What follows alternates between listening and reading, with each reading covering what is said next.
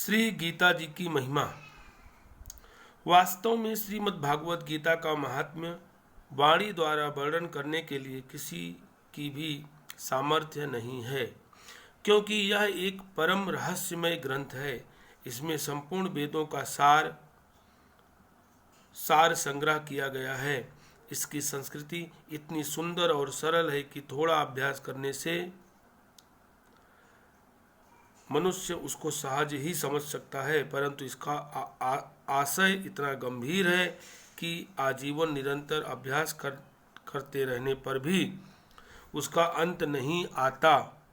प्रतिदिन नए नए भाव उत्पन्न होते रहते हैं। इससे यह सदैव नवीन बना रहता है एवं एकाग्रचित्त होकर श्रद्धा भक्ति सहित विचार करने से इसके पद पद में परम रहस्य भरा हुआ प्रत्यक्ष प्रतीत होता है।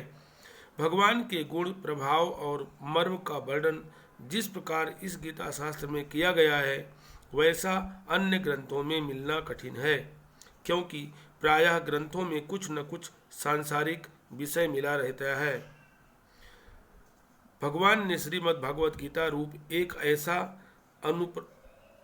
अनुपमेय शास्त्र कहा है कि जिसमें एक भी शब्द सदुपदेश से खाली नहीं है। श्री वेदव्यास जी ने महाभारत में गीता जी का वर्णन करने के उपरांत कहा है, गीता सुगीता करने योग्य है। अर्थात श्री गीता जी को भली प्रकार पढ़कर अर्थ और भाव सहित अंतःकरण में धारण कर लेना मुख्य कर्तव्य है, जो कि स्वयं पद्मनाभ भगवान श्री विष्णु के मुखार बिंद से निकली हुई है। फिर अन्य शास्त्रों की विस्तार से क्या प्रयोजन है। अथ सप्तमो अध्यायः। श्री भगवान उवाच। श्री भगवान बोले, हे पार्थ, अनन्य प्रेम से मुझ में आसक्त चित्त तथा अनन्य भाव से मेरे परायण होकर योग में लगा हुआ तू जिस प्रकार से संपूर्ण विभूति, बल, ऐश्वर्य आदि गुणों से युक्त सबके आत्मरूप मुझको संशय रहित जानेगा, उसको सुन। मैं तेरे लिए इस विज्ञान सहित तत्व ज्ञान को संपूर्णतया कहूँगा, जिसको जानकर संसार में फिर और कुछ भी जानने योग्य शेष नहीं रह जाता। हजारों मनुष्यों में कोई एक मेरी प्राप्ति के लिए यत्न करता है, और उन यत्न करने वाले योगियों में भी कोई एक मेरे परायण होकर मुझको तत्व से अर्थात यथार्थ रूप से जानता है। पृथ्वी, जल, अग्नि, वायु, आकाश, मन, बुद्धि और अहंकार भी इस प्रकार यह 8 प्रकार से विभाजित मेरी प्रकृति है। यह 8 प्रकार के भेदों वाली तो अपरा अर्थात मेरी जड़ प्रकृति है। और हे महाबाहो, इससे दूसरी को, जिससे यह संपूर्ण जगत धारण किया जाता है, मेरी जीव रूपा परा अर्थात चेतन प्रकृति ज्ञान जान अर्थात चेतन प्रकृति जान। हे अर्जुन, तू ऐसा समझ कि संपूर्ण भूत इन दोनों प्रकृतियों में ही उत्पन्न होने वाले हैं, और मैं संपूर्ण जगत का प्रभाव तथा प्रलय हूँ, अर्थात संपूर्ण जगत का मूल कारण हूँ। हे धनंजय, मुझसे भिन्न द्वारा कोई भी परम कारण नहीं है। यह संपूर्ण जगत सूत्र में सूत्र के मणियों के सदृश मुझ में गुथा हुआ है। हे अर्जुन, मैं जल में रस हूँ, चंद्रमा और सूर्य में प्रकाश हूँ, संपूर्ण वेदों में ओंकार हूँ, आकाश में शब्द और पुरुषों में पुरुष तत्व हूँ। मैं पृथ्वी में पवित्र गंध और अग्नि में तेज हूँ, तथा संपूर्ण भूतों में उनका जीवन हूँ, और तपस्वियों में तप हूँ। हे अर्जुन, तू संपूर्ण भूतों का सनातन बीज मुझको ही जान। मैं बुद्धिमानों की बुद्धि और तेजस्वियों का तेज हूँ। हे भरत श्रेष्ठ, मैं बलवानों का आसक्ति और कामनाओं से रहित बल अर्थात सामर्थ्य हूँ, और सब भूतों में धर्म के अनुकूल अर्थात शास्त्र के अनुकूल काम हूँ। और भी जो सत्वगुण से उत्पन्न होने वाले भाव हैं और जो रजोगुण से तथा तमोगुण से होने वाले भाव हैं उन सबको तू मुझसे ही होने वाले हैं ऐसा जान, परंतु वास्तव में उनमें मैं और वे मुझमें नहीं हैं। गुणों के कार्य रूप सात्विक, राजस और तामस, इन तीनों प्रकार के भावों से यह सारा संसार प्राणी समुदाय मोहित हो रहा है। इसलिए इन तीनों गुणों से परे मुझ अविनाशी को नहीं जानता, क्योंकि यह अलौकिक अर्थात अति अद्भुत त्रिगुणमयी मेरी माया बड़ी दुस्तर है। परंतु जो पुरुष केवल मुझको ही निरंतर भजते हैं वे इस माया को उल्लंघन कर जाते हैं, अर्थात संसार से तर जाते हैं।